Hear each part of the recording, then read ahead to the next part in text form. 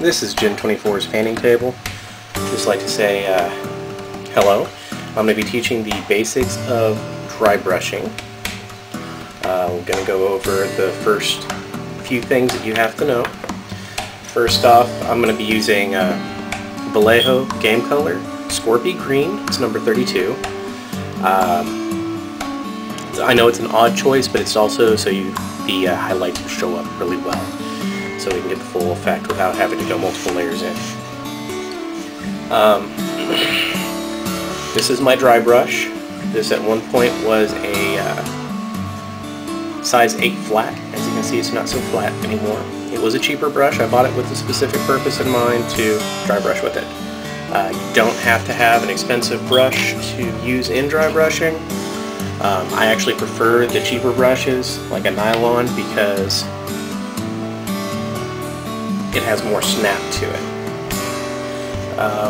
So I have a little bit of water on hand, but we're not going to use a lot. I've got the Scorpy Green. You're going to need a paper towel or something to blot your paint off on, and then my palette. I chose not to use the wet palette. I chose to use regular palette because I don't want the paints flooded. So, and what I would do would actually cause too much water to come through. So, we begin. I already have a little bit of Scorpy Green. Don't need a lot, but I already have a little bit of Scorpy Green poured out on the palette. Basically what I do is I pull it out into a little glob. I do a twisting motion, a pat. That's to make sure the paint's thoroughly covered on the bottom. And then on the towel itself,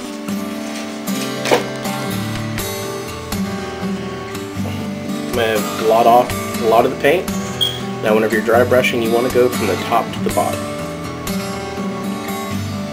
The reason I say that is because not a lot of light comes from underneath, so unless you're doing something more advanced, like they're on lava and you want some light coming up, you really don't want to sit there and come up from the bottom, because it doesn't make a whole bunch of sense. As you're coming up, what I do is I streak it down, pull out, come up, go like that, just in a quick little motion. And as you can already see, some of the green is starting to come off and form highlights on the model. This is the quickest and easiest way to do a highlight, but if you're not careful, it can come out looking a little bad. That's why a lot of people frown on dry brushing, but whenever you're doing a ton of models and you want a decent effect with highlighting and everything else, this is about the easiest way to go.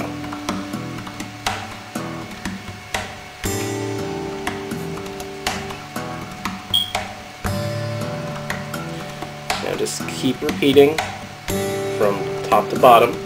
Now whenever like I said, when I pull paint, I usually pull it straight out and then I pat it and twist while I'm patting. Like I said, that makes sure you get a full, nice, even coat. And I repeat the motion. I do a twist on the paper towel. That is to make sure the paint's evenly distributed. If you have even one bristle that has an extra glob of paint that you don't want, and you go to a dry brush, it can streak your model, and you basically, it can be a real pain, and so at times you even have to repaint the entire thing. Now you can do just light dry brushes, like on this one. You can see there's just a barely little bit of green on the upper edges. Or like on this side, I did a much heavier dry brush. Now you don't have to stop at one layer either. Like on this heavier dry brush, if I wanted to, I could add a little bit of white to the Scorpy Green, go back over it, and hit it again, and it would even hit the highlights and cause them to jump a little bit more. Or if I'm just looking for a little bit of something, you can just do a light dry brush, bada boom, bada bing, and you don't like, for getting in tight spaces, a brush like this is great. Now, if you wanted just to hit a whole model, you can get a bigger brush and just bow, hit it once, hit a few strokes downward, you're good to go. Now, here's a couple negatives to the dry brushing. If you're not careful, you'll get a grainy effect, and that's partially due with how your base coat. Now, if your base coat went on really well and the model went well, you won't get this. But if it didn't, the paint will only catch on the upper portion, so you'll get gaps. Another problem is, unless you have 20 different sizes of dry brush, you're going to get paint on the other parts of the model that you might not want. Like I got green on the gun, so that's no good. That means I have to redo the gun again. But for something that's nice and quick and everything else, it's not bad. It really does help show highlights, and it's a good tool for new painters because they might not know where natural highlighting on the model is. This will actually show you where natural highlighting is.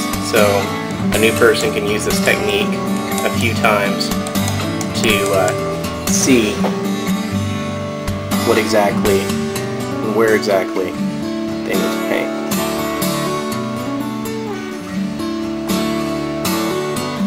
Quick and easy. Now go over a couple lessons.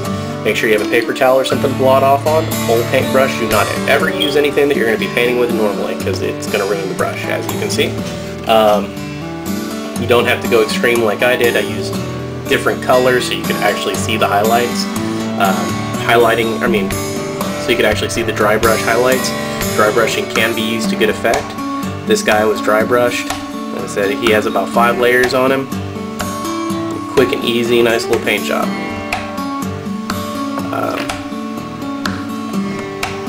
Yeah, it's probably one of the first techniques that you're going to end up mastering.